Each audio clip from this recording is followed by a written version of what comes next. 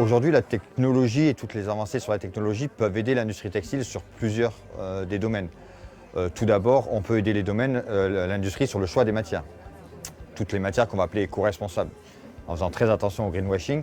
Mais il y a tout ce travail autour des matières, qu'elles soient des matières recyclées, des matières issues des sources biosourcées. Donc autour de toutes ces sélections de matières et ce choix de matières, on a un premier rôle. Ensuite, on va avoir un rôle sur la technologie autour de l'eau et de l'énergie. C'est-à-dire essayer de développer des nouvelles technologies qui vont permettre d'économiser les ressources, que sont les ressources en eau et en énergie, qui sont aujourd'hui deux ressources critiques. Le troisième point, c'est qu'on va aider toute l'industrie sur son développement, via notamment le développement des outils digitaux, des outils de gestion de la production. Et enfin, on va aider aussi les entreprises en tout ce qui concerne l'humain, c'est-à-dire pouvoir aider notamment via le développement d'exosquelettes ou d'outils d'aide au travail pour les salariés, pour que les salariés se sentent le mieux possible dans leurs conditions de travail et que l'industrie puisse recruter, puisqu'aujourd'hui c'est un des sujets de l'industrie textile.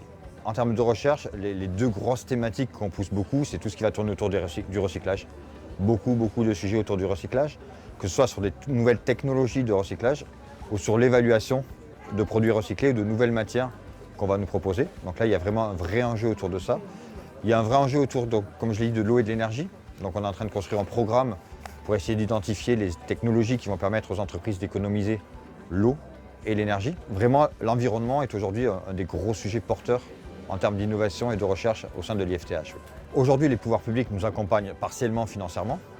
On a un contrat d'objectifs et de performance qui est visé par le ministère de l'Industrie. Donc en fait, notre feuille de route est en partenariat avec les institutions qui font partie de notre conseil d'administration également.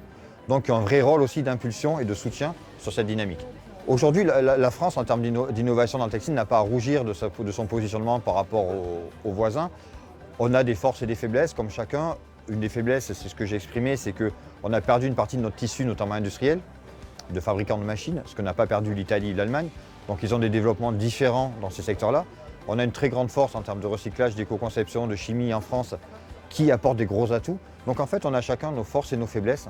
Le but, c'est de pouvoir travailler plus que ce qu'on le fait aujourd'hui ensemble. Le sujet du changement climatique au sens large, avec tout ce que ça implique d'humain, de biodiversité, de matériaux. Et je l'ai dit, malheureusement, une chance pour l'innovation. Malheureusement, parce que c'est quelque chose qui dure. Et c'est une chance pour l'innovation parce que ça nous pousse à innover vite et bien.